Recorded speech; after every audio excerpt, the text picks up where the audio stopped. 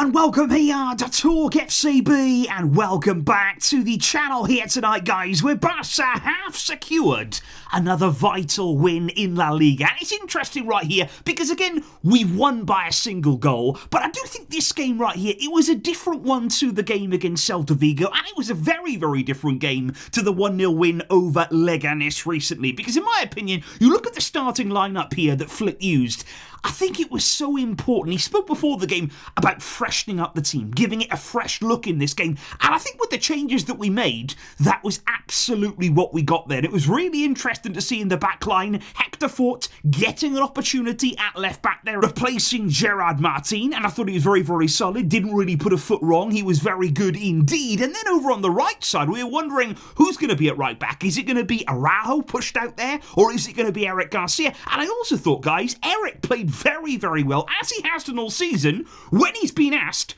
he just does the work, whether it's right back, whether it's in midfield. He really does acquit himself very, very well in midfield. Frankie did get that rest, Gavi coming in there, and then of course in the attacking line, the biggest name on the team sheet, it was Ansu Fati, finally getting an opportunity from the start. And I think with Ansu, I think there was promising signs. I know some people will say here he looked a little bit off the pace, especially as the game went on. Of course, he hasn't really been playing at all. So as that second half went on, it was always going to take its toll. And he does have to get that freshness, that sharpness back.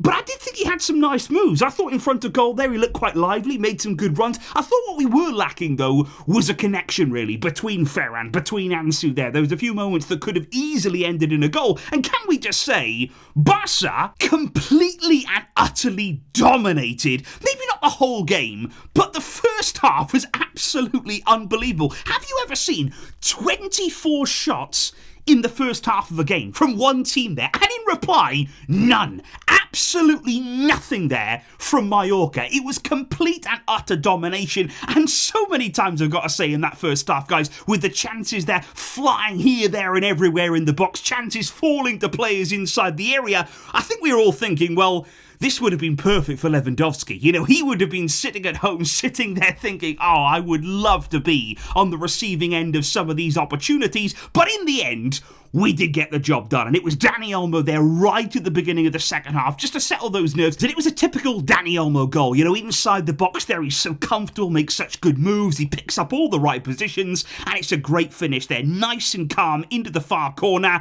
And that was the win for Barca. Mallorca had a few chances there, a few moments from set pieces that got us a little bit nervy. But again, here in La Liga, it was another one of those games that we can just tick off. It's out the way now. We've done it. And now, of course, attention shifts to the all-important Copa del Rey final, coming this Saturday against Real Madrid. That is going to be absolutely huge. But right here and now, we are 7 points clear as it stands. Real Madrid head to Getafe to face them tomorrow. That is going to be an interesting one. And please let me know, guys, in the comments down below here, what did you make of the game? What did you make of Barca's performance?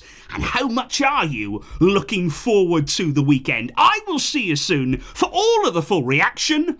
But until next time, guys, as always, Vesca, Real Barca.